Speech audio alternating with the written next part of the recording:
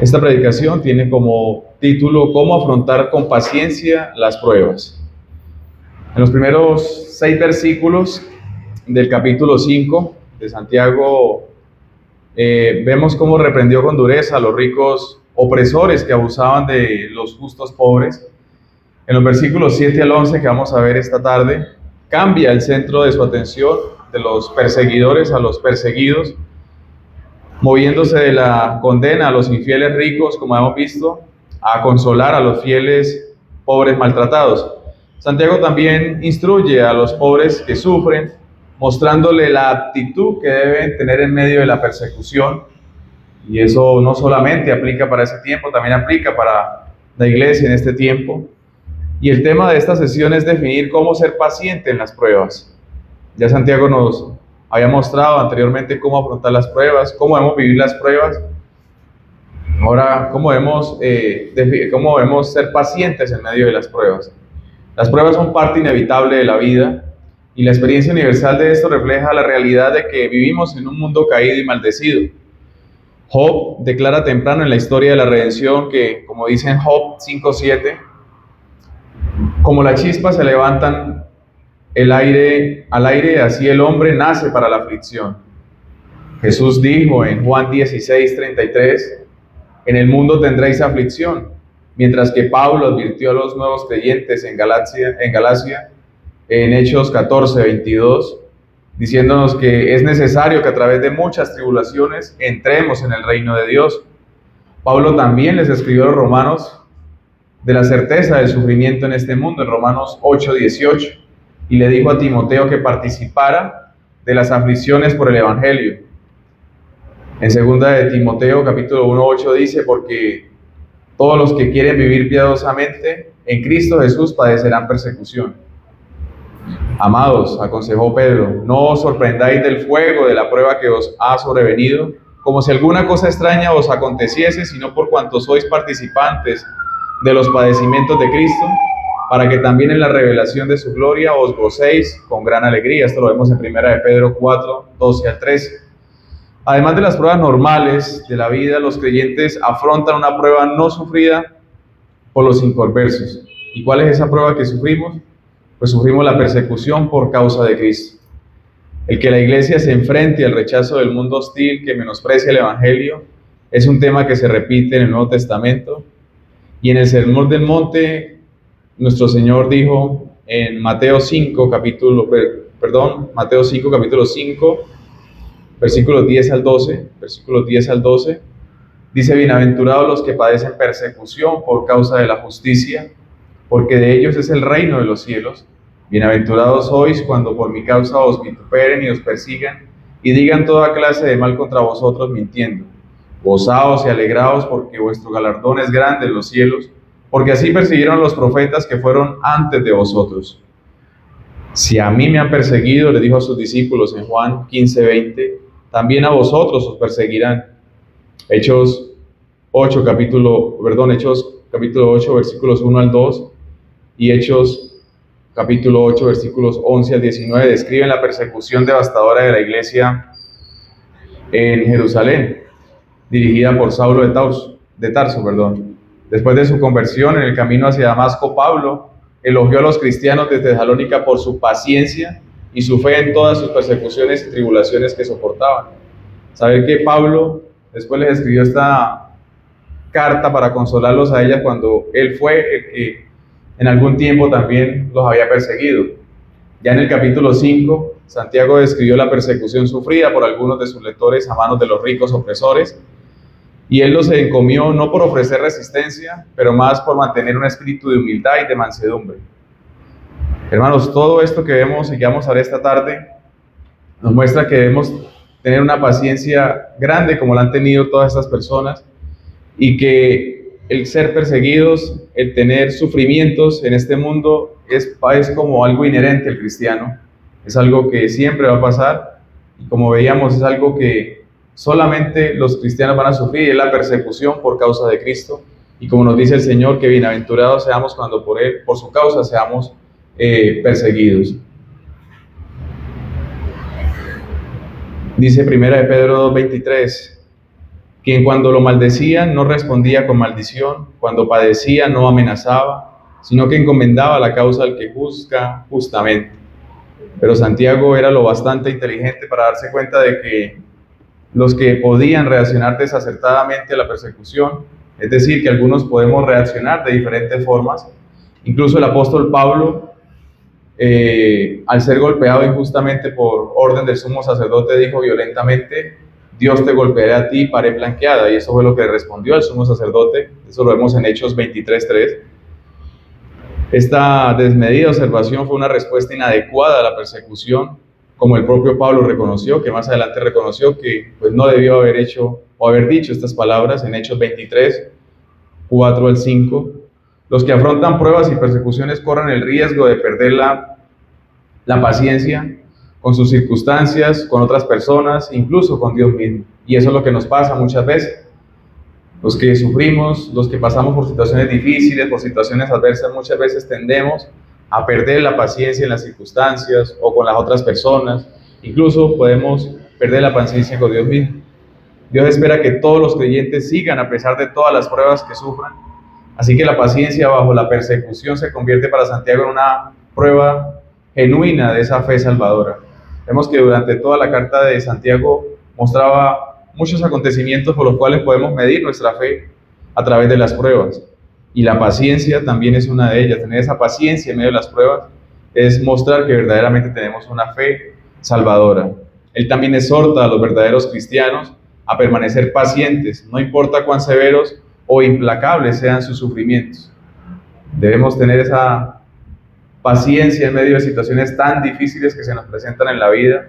Muchas veces pensamos que solamente nosotros sufrimos estas cosas, que solamente a nosotros nos pasa, pero la verdad es que a los hijos de Dios y siempre vamos a sufrir muchas situaciones difíciles en nuestras vidas. Ahora en esta tarde Santiago ofrece 6 enfoques prácticos, y es lo que vamos a ver, que capacitan a los creyentes para soportar con paciencia las pruebas. Y el primero es esperar la venida del Señor. El primer enfoque es esperar la venida del Señor. Dice Santiago 5, versículos 7 y 8. Por tanto, hermanos, tened paciencia hasta la venida del Señor. Mirad cómo el labrador espera el precioso fruto de la tierra, aguardando con paciencia hasta que reciba la lluvia temprana y la tardía. Tened también vosotros paciencia y afirmad vuestros corazones, porque la venida del Señor se acerca. 3 veces en esta sesión, versículos 7, 8 y 9, Santiago se refiere a la gran esperanza del creyente. ¿Y cuál es la gran esperanza? Es la segunda venida del Señor Jesucristo. El entendimiento de que las cosas no siempre iban a ser como lo eran ahora, y que los creyentes se dirigen a la ciudad cuyo arquitecto y constructor es Dios, como lo dice Hebreos 11:10, proporciona una gran esperanza para los que están sufriendo persecución. Por esa razón, cuanto más perseguida es una iglesia, con tanta más ansias espera la venida de Jesucristo. Hermanos, ojalá nosotros esperemos con ansias esa venida de nuestro Señor Jesucristo. Por el contrario, una iglesia acaudalada, indulgente y mundanal tiene poco interés en la venida del Señor, y eso pasa. Las iglesias de prosperidad que ofrecen cosas aquí y ahora, no les importa la venida del Señor, quizás ni hablan de esto.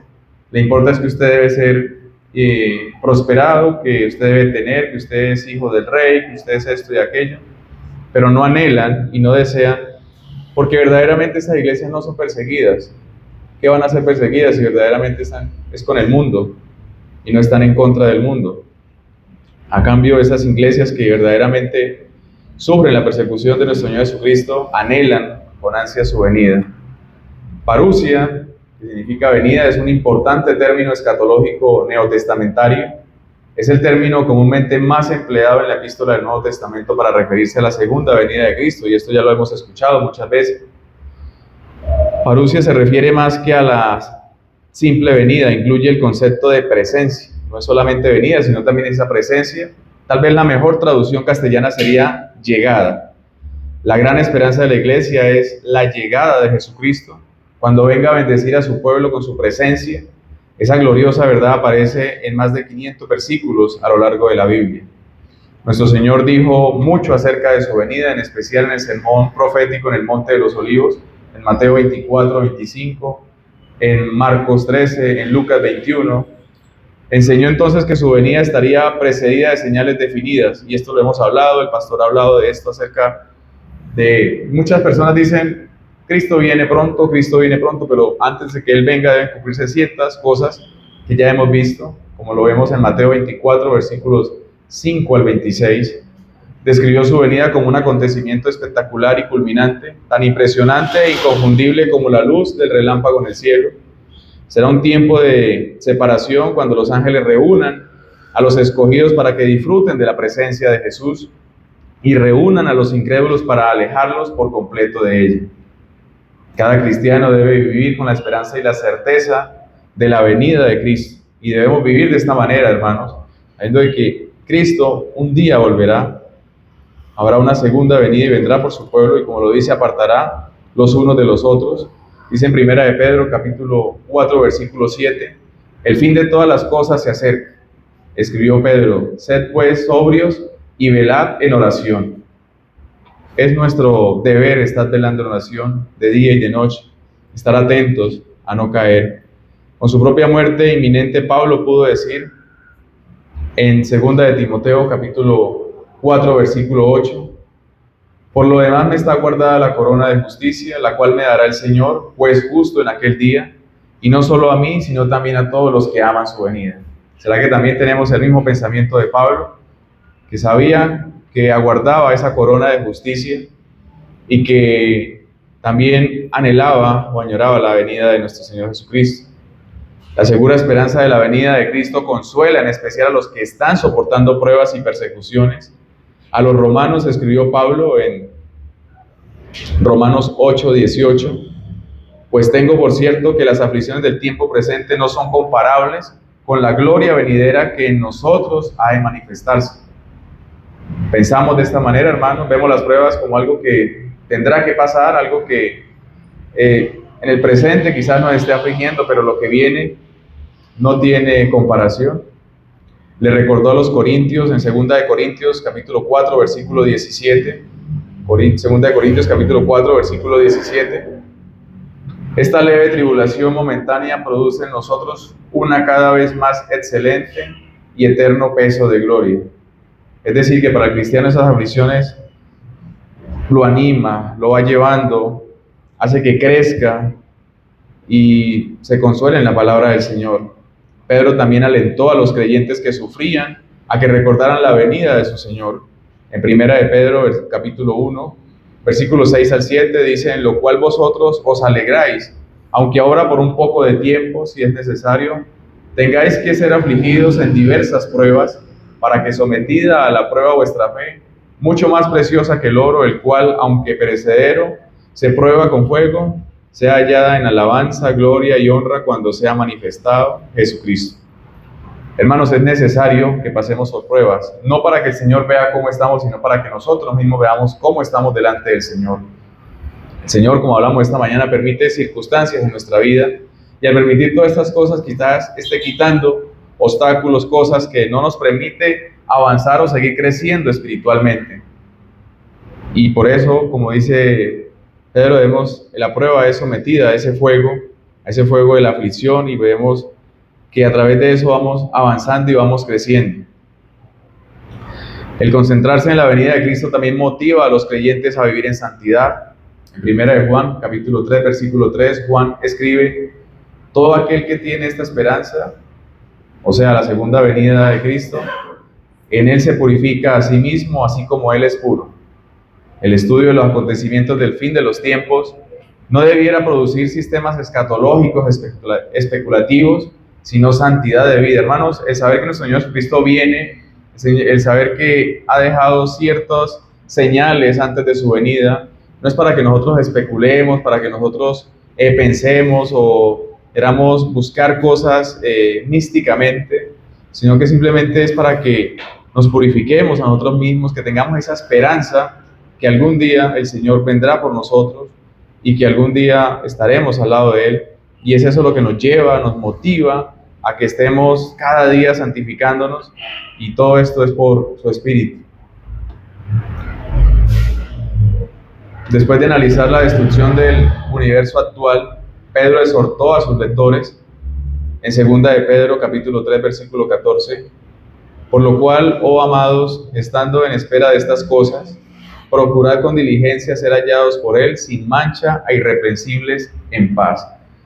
Pedro ya había dicho qué iba a pasar con este universo, que este será renovado, que los cielos iban a enrollar, todas estas cosas, y nos está diciendo que debemos con diligencia ser hallados por él sin mancha e irreprensibles.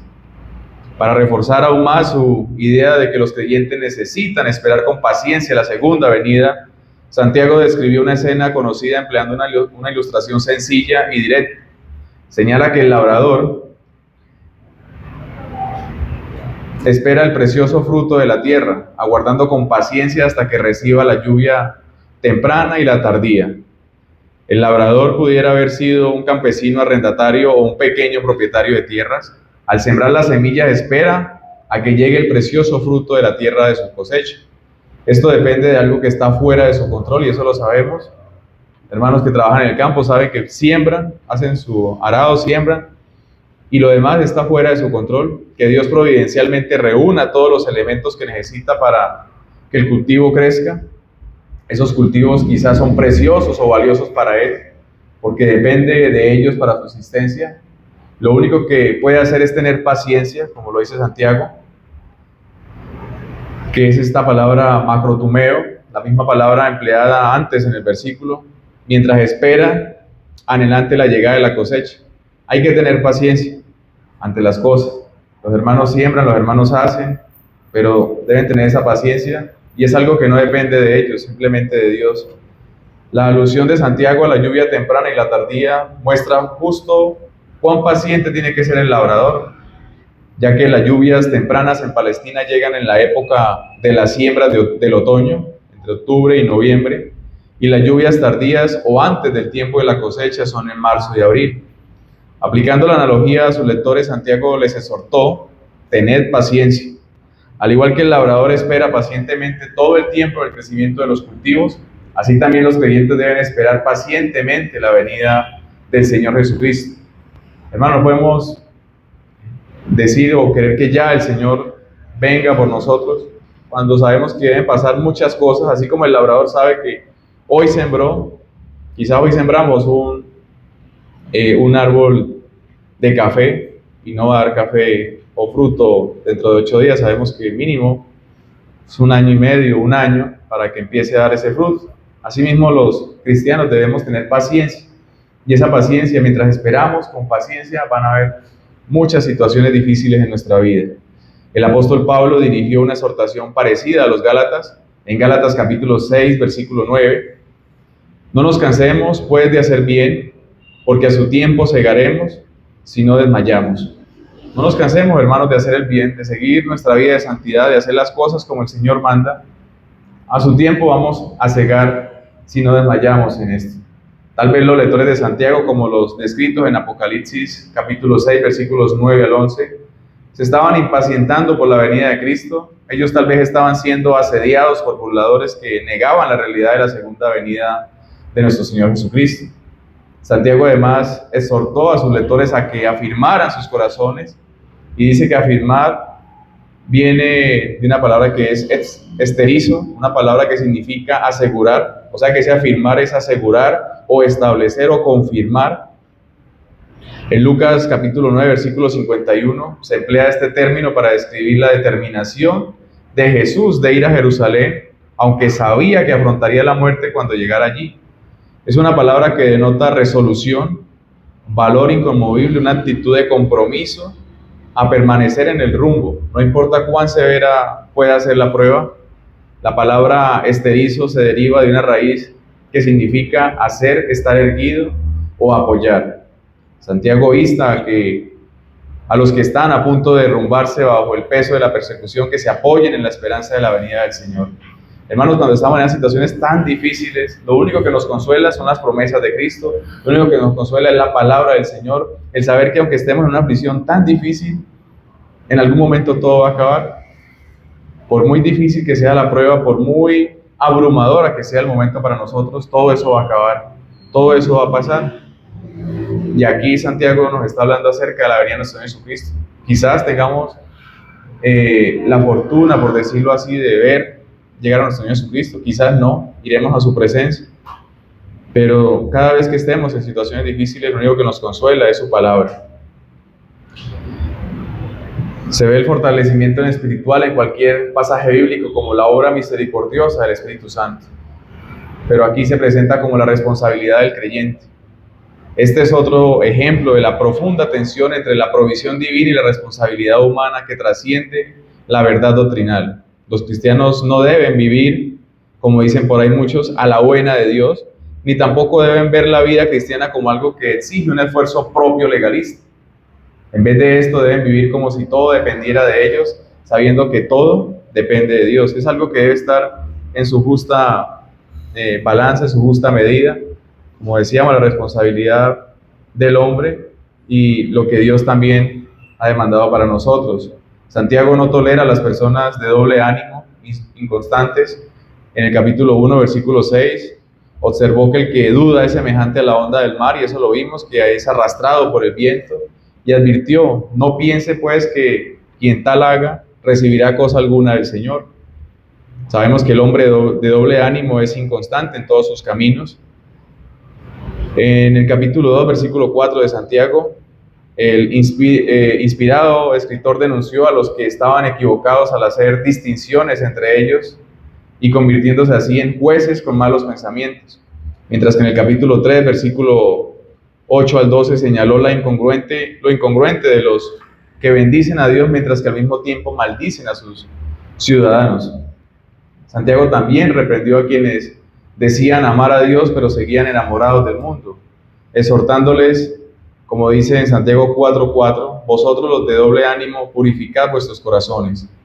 No es entonces sorprendente que Santiago exhorte o exhortara a sus lectores a tener una profunda convicción de que Jesucristo volvería, y de esa forma afirmar su corazón.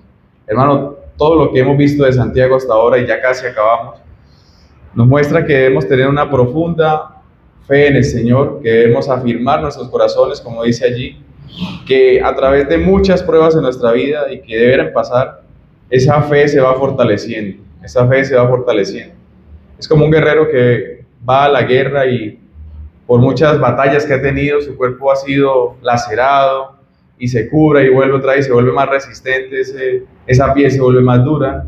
Así también el cristiano, a través de las pruebas, se va fortaleciendo, se va afianzando más en el Señor. La idea evidente de exhortación era que los creyentes deben comprender que sus pruebas son temporales, y eso es lo que debemos tener siempre en mente, que las pruebas son temporales. Terminarán cuando Jesucristo vuelva. Aunque Jesús no regresaría en vida de los destinatarios de esta epístola, ni en la vida de millones de otros creyentes que han vivido y muerto desde aquel entonces, nadie sabe cuándo lo hará. Todos pudieran vivir con la expectación de que puede venir en un momento a otro. Esto da argumentos para la inminencia, la idea de que el suceso en el programa de Dios para Cristo es la liberación de los creyentes de este mundo con todas sus pruebas. Desde que se escribió este libro, todos están pensando, y hemos pensado quizás, que veremos esa parusia, esa llegada, esa venida del Señor. Y quizás, como dice Santiago, como dicen muchos, moriremos pensando que lo veremos, pero quizás no. Entonces, ese es el consuelo que nos da saber que a través de las pruebas, o que mientras estemos en las pruebas, todo esto acabará y que la venida del Señor acabará con todas estas cosas. Este es el mensaje de la consoladora esperanza para la iglesia en todos los tiempos. Santiago subraya la inminencia al recordarle a sus lectores la esperanza de que la venida del Señor se acerca. El verbo traducido de se acerca, que es egizo, significa acercarse o aproximarse.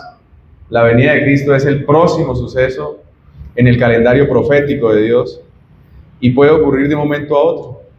Él demora su venida porque Dios sigue redimiendo a los que Él escogió antes de la fundación del mundo. Y no sabemos cuándo será redimido la última persona que es escogida. Pero desde la perspectiva humana, la venida de Cristo ha sido inminente desde que Él ascendió al cielo, como lo hizo en Hechos capítulo 1, versículos 9 al 11. Esa realidad ha sido siempre la esperanza de la iglesia. Nos dice Romanos 13:12, La noche está avanzada y se acerca el día, escribió el apóstol Pablo a los romanos. El escritor de Hebreos exhortó a sus lectores a que no dejaran de congregarse, sino que se exhortaran, y tanto más cuanto ven que aquel día se acerca, en Hebreos 10:25.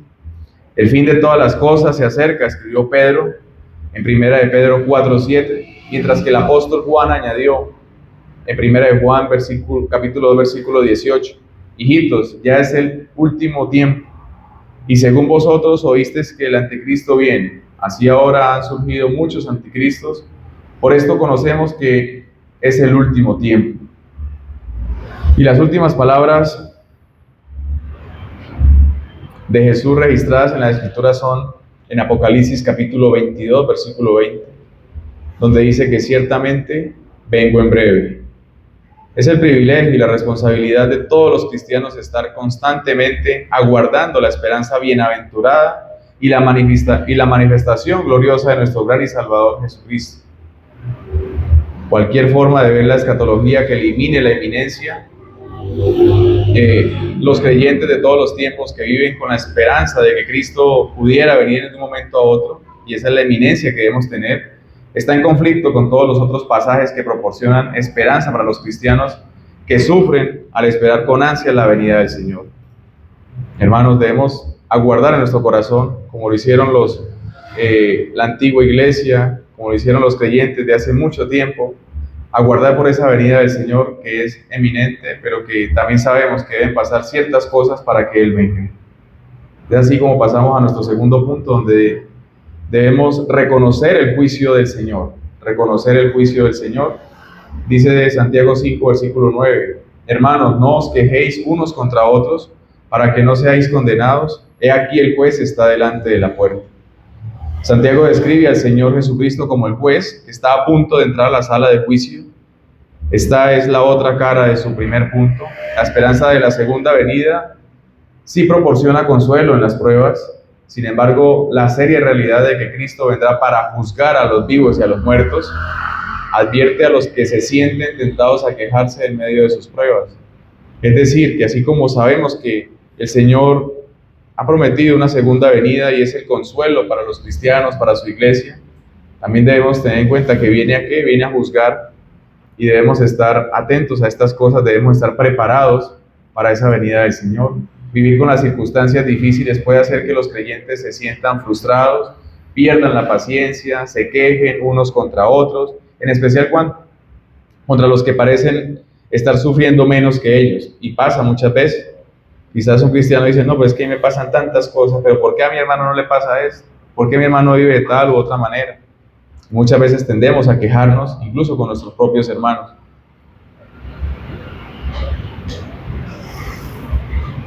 Y nos quejamos o contra los que parecen estar añadiendo a sus problemas. Pensamos que quizás por culpa del hermano estamos teniendo estos problemas, o culpamos al hermano de lo que nos está pasando. Mucho ojo con estas cosas.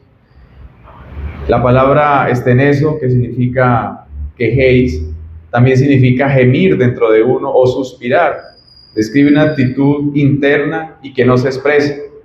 Es un espíritu amargado y resentido que se manifiesta en las relaciones de uno con los otros. Es decir, hermanos, muchas veces ni exteriorizamos esta frustración que estamos viviendo, esta situación que estamos viviendo, el quejarnos quizás no lo hacemos directamente con nuestro hermano, pero sí dentro de nosotros estamos gimiendo, estamos suspirando, estamos sintiendo de que lo que nos está pasando es algo injusto, de que nos está pasando es algo que no debemos pasar, y por qué a mi hermano no, pero quizás no lo estamos exteriorizando, no lo estamos quejando, y eso es una raíz de amargura en nosotros. Luego Santiago dio a sus lectores un sencillo pero poderoso motivo para evitar semejante queja amarga, para que no fueran condenados. La exhortación de Pablo a los filipenses de que no se quejaran teniendo en cuenta el día de la venida de nuestro Señor, como lo vemos en Filipenses capítulo 2 versículos 14 al 16. Los que no conocen al Señor enfrentarán el juicio final y su resultante sentencia de condenación a castigo eterno. Pero incluso los creyentes serán juzgados, porque es necesario que todos nosotros comparezcamos ante el tribunal de Cristo. Escribió el apóstol Pablo para que cada uno reciba según lo que haya hecho mientras estaba en el cuerpo, sea bueno o sea malo. Hermanos, como decíamos esta mañana, iremos a la presencia del Señor, quizás en la venida del Señor, y estaremos allí y estaremos dando cuenta de las cosas que hemos hecho, sean buenas o sean malas, y de estas obras que el Señor ha preparado de antemano, si las hemos hecho o no las hemos hecho. Todo esto daremos cuenta en ese día. En 1 Corintios capítulo 3, versículo 13 al 15 dice: la obra de cada uno se hará manifiesta, porque el día la declarará, pues por el fuego será revelada, y la obra de cada uno, cual sea, el fuego la probará. Si permaneciere la obra de alguno que sobreedificó, recibirá recompensa. Si la obra de alguno que quemare, él sufrirá pérdida. Si bien él mismo será salvo, aunque así como por fuego. Entonces el Señor aclara también lo oculto de las tinieblas y manifestará las intenciones de los corazones, y entonces cada uno recibirá su alabanza. Es por eso que debemos cuidarnos, hermano, de las cosas que guardamos en nuestro corazón, de lo que quizás no decimos, pero sentimos, pensamos, quisiéramos decir, pero muchas veces no decimos. Y ese día el Señor sacará todas esas intenciones de nuestro corazón, las sacará a la luz, y también seremos juzgados por ellas. La parusia del Señor, o la venida del Señor Jesucristo, es tanto un tiempo de esperanza como un tiempo de juicio de nuestras obras con miras a la recompensa eterna. Sí, hermanos, así como puede ser una esperanza, como es algo que anhelamos, también ese día es un día de juicio. No será un juicio por los pecados del creyente, ya que esto tuvo lugar en la cruz, y si estamos en Cristo no seremos juzgados. Aunque no tenemos que temer a un juicio por los pecados, amamos a nuestro Señor y no deseamos perder nuestro galardón, sino escuchar su elogio, como lo hace en Mateo 25, versículos 21 y 23. Bien, buen siervo y fiel. Ojalá escuchemos esas palabras cuando nos recompense por una vida de oro, plata y piedras preciosas. Haciendo más énfasis en lo inminente de la venida de Cristo para juzgar nuestras obras, Santiago advirtió: he aquí el juez está delante de la puerta. A Cristo, el divino juez, se le describe como listo para entrar por las puertas a aparecer en la escena del juicio. Hará una espectacular entrada en su parusia, que, como se observó antes en el próximo suceso, es en su agenda histórica personal. Este es el próximo suceso que pasará a la iglesia, lo que pasará en este mundo. Como el fin del sufrimiento y el reconocimiento del juicio venidero para las obras de los creyentes, deben producir paciencia en el sufrimiento. Hermanos, nos quiere decir que todas estas cosas que estamos viviendo, todos los sufrimientos por los cuales pasamos, es algo que debemos afrontar con mucha paciencia, aguardando la venida del Señor, pero también teniendo en mente que ese día es un día de juicio, en el cual, si estamos en Cristo, no seremos juzgados, y el Señor verá todas las obras que hemos hecho y nos dirá: bien, buen siervo y fiel, y estaremos en la gloria del Señor disfrutando todo lo que nos ha prometido. En tercer punto, debemos seguir al siervo del Señor. Como tercer punto, debemos seguir al siervo del Señor. Versículo 10. Hermanos míos, tomad como ejemplo de aflicción y de paciencia a los profetas que hablaron en nombre del Señor, al fin de alentar a los creyentes para que soportaran el sufrimiento injusto. Santiago señaló el ejemplo de los profetas que habían sufrido con paciencia su aflicción. Aflicción viene de cacotapeia, una palabra compuesta de cacos, malo, y patos, sufrir. Paciencia se traduce macrotomía, que se refiere a paciencia con las personas. Los profetas del Antiguo Testamento, entre ellos Juan el Bautista, sirven de ejemplo apropiado de quienes con paciencia soportan maltratos de las personas porque hablaron en nombre del Señor. Hablar, así era su función, como lo prueba la frase con frecuencia repetida en el Antiguo Testamento, y eso es lo que leemos muchas veces en el Antiguo Testamento. Un profeta, cuando se refería al pueblo, decía: así ha dicho Jehová. El nombre del Señor representa todo lo que es, hace y desea. Los profetas eran los voceros de Dios. Sufrir la persecución de Cristo fue lo que más les pasó a los profetas del Antiguo Testamento.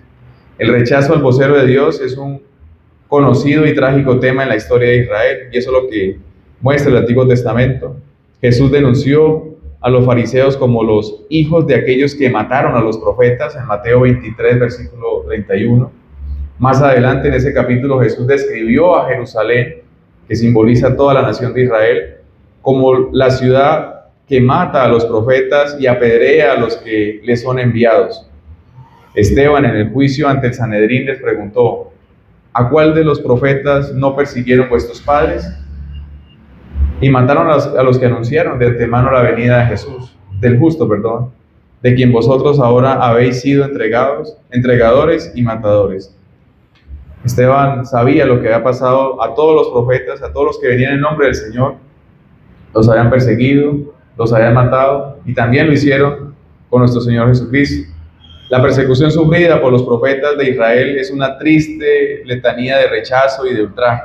Moisés tuvo que tolerar a los rebeldes y duros de servicio, israelitas que salieron de Egipto. David fue cazado por Saúl tan implacablemente como uno caza una perdiz en el monte. Elías se enfrentó a la hostilidad de los malvados, entre ellos el rey Acab y su inicua esposa Jezabel. Jeremías soportó la oposición durante todo su ministerio, y esto le trajo tanta tristeza que se le conoce como el profeta llorón. Ezequiel sufrió la muerte de su esposa durante su ministerio. Daniel fue arrancado de su tierra siendo un muchacho y luego lanzado al foso de los leones por su fidelidad a Dios. Oseas sufrió un desgarrador matrimonio. Amós se enfrentó a las mentiras y al escarnio. Y Juan el Bautista fue encarcelado y decapitado por su testimonio de la verdad de Dios. Hebreos 11 encomia a una multitud de profetas quienes, aunque no tan conocidos como los mencionados anteriormente, no fueron menos fieles. La paciencia bajo las pruebas que mostraron estos fieles profetas debe servir de aliento, hermanos, a los creyentes que corren la carrera de la vida cristiana con diligencia y fidelidad, a pesar de lo severo de la persecución. Hermanos, quizás nosotros no hemos sufrido ni una pequeña parte de lo que sufrieron estos apóstoles, estos profetas en el Antiguo Testamento, de todo lo que tuvieron que sufrir por causa del Señor, por causa de llevar la palabra del Señor, de ser voceros de Dios. Como tercer punto, debemos entender la bendición del Señor, entender la bendición del Señor. Tenemos por bienaventurados a los que sufren, versículo 11. Tenemos por bienaventurados a los que sufren. El verbo tenemos, creyentes en general, en primera persona del plural, presenta un cuarto motivo para sufrir con paciencia las pruebas. Es de conocimiento general que Dios ha tenido por bienaventurado a los que han sufrido. Sufren traduce una forma del verbo upomeno que está relacionada con el sustantivo traducido paciencia. Como se observa en el anterior análisis del versículo 7, esa palabra se refiere a soportar con paciencia circunstancias difíciles. Las personas que sufren son objeto del favor divino. Pablo comprendía esto y lo reveló en las ricas palabras de 2 de Corintios, capítulo 12, versículos 7 al 10. 2 de Corintios, capítulo 12, versículos 7 al 10.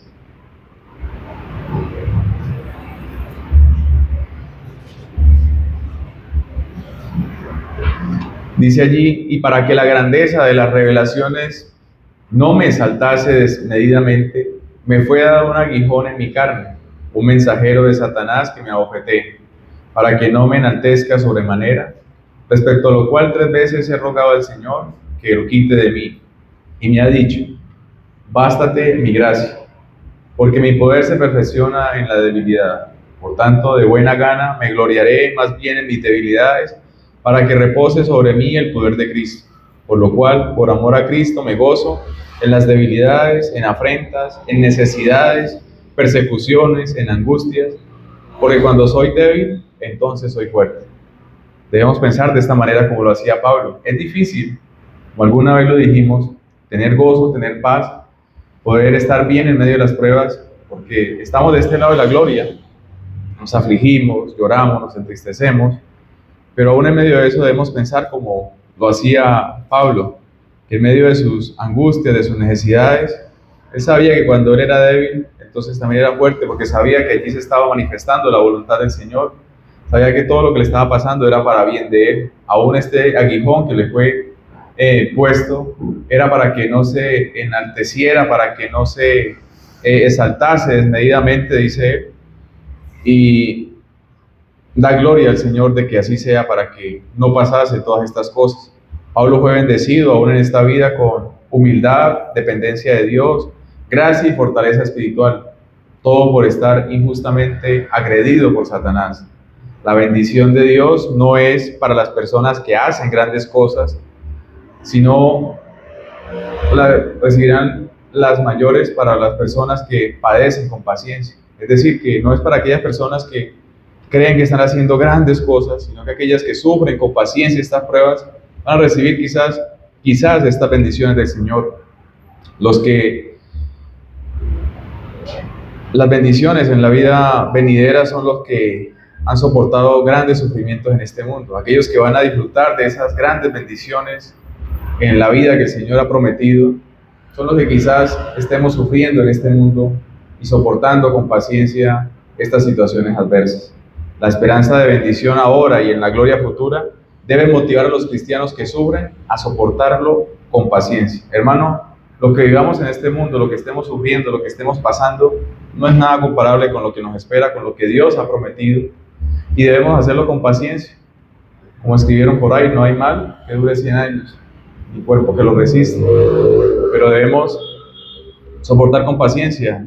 Muchas veces nos creemos el centro de todo y que el tiempo se para cuando nosotros hacemos ciertas cosas o cuando nosotros estamos sufriendo o pasando por situaciones y que todo el mundo debe enfocarse en lo que es en mi vida. Y no, hermano, somos un punto en la historia. ¿Cuántas generaciones no han pasado por este mundo? ¿Cuántos cristianos no han sufrido y cosas difíciles en este mundo? Nos ponemos a ver historias de los escritores bíblicos, de todas estas personas, cuánto han sufrido, y muchas veces nosotros lo que estamos pasando quizás no es nada, y sentimos que ya el mundo se nos acaba y que, mejor dicho, pobre de mí en todas estas cosas. Y lo que nos dice Santiago es que debemos sufrir y soportar todas estas cosas con paciencia. En quinto lugar, debemos comprender el propósito del Señor. Debemos comprender en medio de las pruebas el propósito del Señor.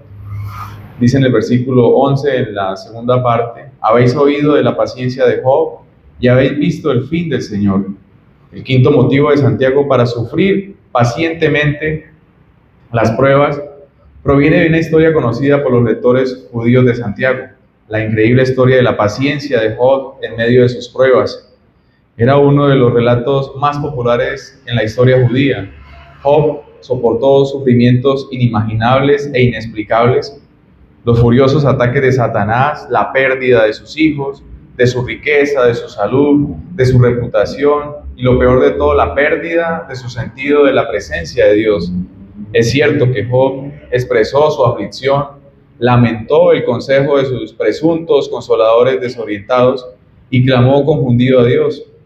Pero en todo esto, dice la palabra, no pecó Job ni atribuyó a Dios despropósito alguno. Hermanos, cuán convencido estaba Job de lo que era Dios, que aún en medio de esta situación tan difícil que todos conocemos, no atribuyó a Dios despropósito alguno. Es decir, él sabía que por algo le estaba pasando esta situación, por algo estaba viviendo lo que estaba viviendo en ese momento, y sabía que el Señor obraba de esta manera. Debemos pensar de la misma manera que hace Job, saber que todo lo que está pasando en nuestras vidas tiene un propósito y que el Señor sabe por qué permite todas estas cosas. La triunfal declaración de Job en Job capítulo 13, versículo 15, dice: aunque Él me matare, en Él esperaré. Hermanos, aunque Él, y sabemos que Dios tiene la potestad de quitarnos la vida, en Él esperaremos, en Él aguardaremos. Y allí ejemplifica su paciente aceptación de sus pruebas. El fin o propósito de la relación del Señor con Job da esperanza para todos los que sufren con paciencia. Había al menos 4 importantes propósitos divinos para el sufrimiento de Job: probar su fe y que esta fe era genuina, frustrar el intento de Satanás de destruir esa fe, fortalecer la fe de Job y capacitarlo para ver a Dios más claramente e incrementar las bendiciones de Job. Tengamos en cuenta, hermano, probar su fe, frustrar el intento de Satanás de destruir esa fe, fortalecer la fe de Job y capacitarlo para ver a Dios más claramente e incrementar las bendiciones de Job. Todos estos propósitos se cumplieron porque, a pesar de todas sus pruebas, Job siguió siendo fiel a Dios, y el libro de Job termina enumerando la bendición de Dios para su fiel y leal siervo. Dice en Job, capítulo 42, versículos 10 al 17. Job, capítulo 42, versículos 10 al 17. Dice allí: y quitó Jehová la aflicción de Job cuando él hubo orado por sus amigos, y aumentó al doble todas las cosas que habían sido de Job.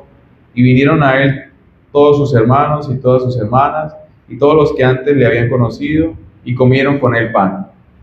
Ponieron el pan en su casa, y se condolieron de él, y le consolaron de todo aquel mal que Jehová había traído sobre él.